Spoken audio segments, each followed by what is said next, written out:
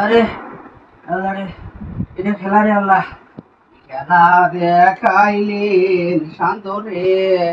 ও শান্ত, এঙ্কা কেনা পারফরমেন্স তোমার শান্ত বাবু রে।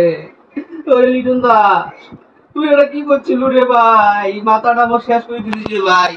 এ হাঁটাটা ঘুরতে ঘুরতে ভাই পাকে হাঁটাটা ভাই পাকে শেখ। আরে ভাই বাংলাদেশ তো জিতছি ভাই, তোমার হাঁটাটা কমে কেন? হাঁটাটা আরে জিতছে না, কি হয়েছে রে ভাই তুই জানিস? প্রতিটা সেকেন্ডে সেকেন্ডে হাঁটাটা করছি রে ভাই। আল্লাহ, এই পাকে ভাঞ্জ হয় রে ভাই, এই পাকে না ধরি থাকুন তো কিছু না, এইভাবে প্রায় 50-60টা ভাঞ্জ হয়েছি রে ভাই। মাথার গাম ছুটি গেছি রে ভাই। ভাই ফ্যান চলতেছে ভাই, কেউ তোমার কাম করতেছে ভাই। রে ভাই, যদি বলার গুলো ভালো বল না করি আর কি কামড়া বাজি হয়।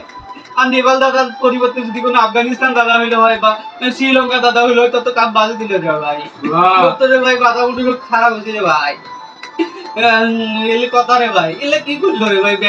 ব্যাটিং স্টাইল এতটাই আমার বাজে রে ভাই। এরা বলার গুলোকে তো ব্যাটিং করে দিয়ে ভাই রে ভাই। আরে ভাই তাসকিনের খেলাটা দেখছি না? তাসকিনের খেলাটা দেখছি কত সুন্দর ব্যাটিং করছে।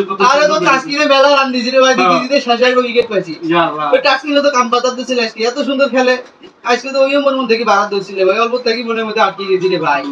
আগা করে তুই জানিস কেমন কাম করে গেছে? ফ্যান চলে যাচ্ছে, তেমন তোমার হাঁকা লেগে গেছে। ভলিউম বাড়া দে, ফ্যানের ভলিউম বাড়া দে। এরা কি করছিল ভাই বাড়া?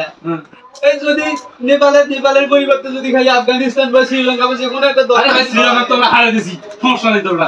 আরে আজকে যে রান করছিল, ও সেটা তো ঠিক কথা।